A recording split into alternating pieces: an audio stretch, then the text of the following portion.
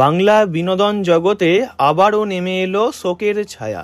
অকালেই চলে গেলেন আকাশবাণী বিবিধ ভারতী কলকাতার ব্রডকাস্ট অ্যাসিস্ট্যান্ট গায়িকা মৌমিতা দেবনাথ।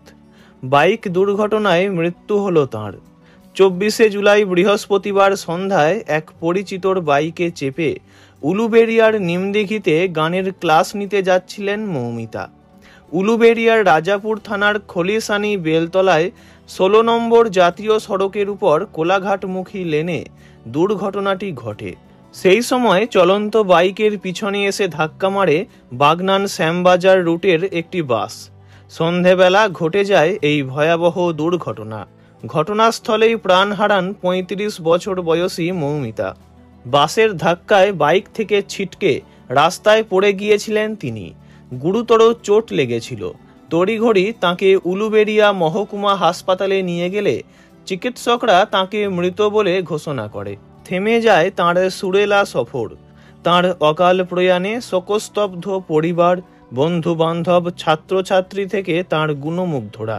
উলুবেড়িয়া পৌরসভার 10 নম্বর ওয়ার্ডের বাউরিয়া সিপাইপাড়ায় বাড়ি মৌমিতা দেবনাথের। খুব দ্রুতই সঙ্গীত জগতে নাম করছিলেন তিনি।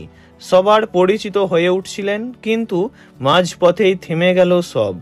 জানা গিয়েছে পুলিশ বাসটিকে আটক করেছে। আটক করা হয়েছে বাস চালককেও। প্রসঙ্গত, আকাশবাণী রেডিও ও টেলিভিশন চ্যানেলের গায়িকা ছিলেন মৌমিতা। অংশগ্রহণ করেছিলেন জি বাংলার দিদি নাম্বার 1-এও। এছাড়া ভোকাল আর্টিস্ট হয়ে কাজ করছিলেন Kolkata TV, CTVN, express news, star Jalsha, আর+ নিউজ, রূপসী বাংলা, আকাশ 8-এর মতো বড় বড় চ্যানেলে। তাছাড়া বিভিন্ন শহরের বিভিন্ন জায়গায় নিয়মিত গানের অনুষ্ঠানও করতেন তিনি। পরপারে যেখানেই থাকুন, ভালো থাকুন মৌমিতা। ওনার বিদেহী আত্মার চির শান্তি কামনা করি। ভিডিওটি এইটুকুই। বিনোদন জগতের সব রকম খবরাখবর জানতে চ্যানেলটি অবশ্যই সাবস্ক্রাইব করবেন। ধন্যবাদ।